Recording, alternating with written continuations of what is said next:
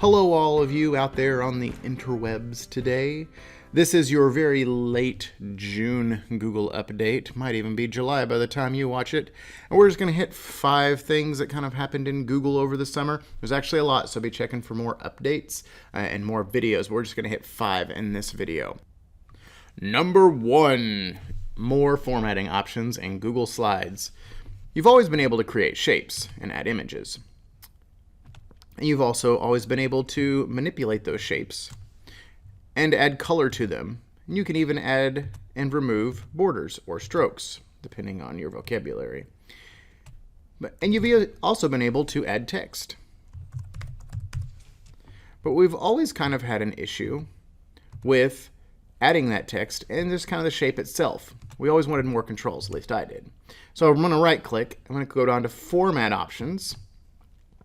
And there is now a size and position, so you can fine-tune exactly how you want that shape if you know the dimensions and the scale, and you can even have it lock the aspect ratio. You could always do that with Shift, but now you can do it just with the click of a button.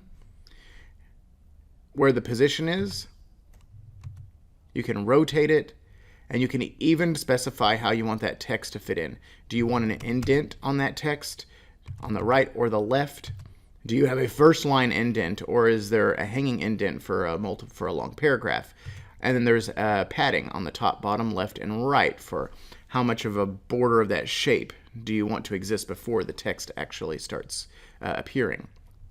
And then don't forget, you also have some awesome drop shadow settings that you'll want to try out if you haven't done that with any of your shapes. And you also have a reflection setting that just adds a little pop and pizzazz to your shapes. So check out formatting options in shapes and images. Number 2, in an effort to get some more security controls into Google Drive, there is now new settings in your Team Drive settings. So once you go into a team, you click the little drop down arrow for our options. We're now going to go into Team Drive settings. And these controls are new, and you're able to go ahead and specify who has control within your drive. Can you share outside of your institution? Can you share with non-members? And can people download, copy, or print?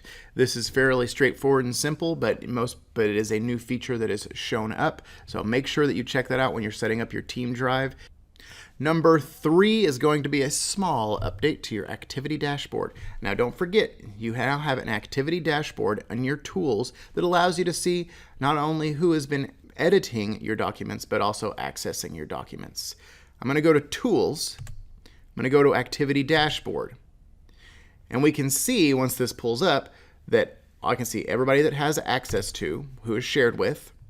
I can see everybody who's viewed it and what days they have viewed it. And now there is a new trend section that shows you analytics of when it was viewed on which days. You can even specify more concise and specific times, like months and weeks. All right, so next one is number 4. I don't know why I'm whispering. I don't know, it just seems important. But it's Google Forms, and it's the new settings for formatting. So usually if you just wanted to change the color, you clicked up here on the formatting tool.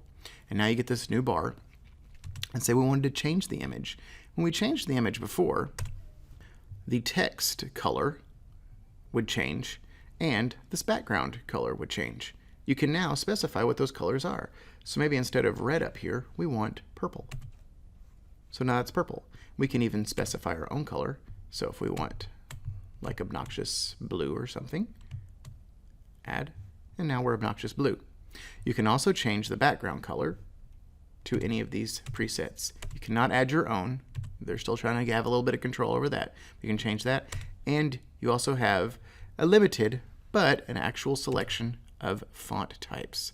So that's awesome. I know a lot of people have been looking for that. So try that new formatting options out in Google Forms.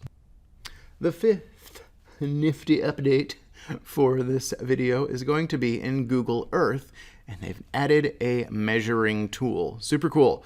So really easy. You can think of application on your own. I'm just going to show you how it works. You just click this little measuring tool. You select a starting point. You drag to another starting point, drag to another, and then you just keep going around it until you connect You could even just do a straight line if you want to. It doesn't even have to connect, but we can close the shape. Once we close a shape, you can see we have a perimeter in meters and feet, and we have an area in meters squared and feet squared. And if you ever need to adjust this, you can come back over here, and you even have extra handles that you can pull and adjust these to make minute changes. But the measuring tool in Google Earth, give it a shot. Thanks for watching this video today, and check back for more, and let me know if you have any special requests.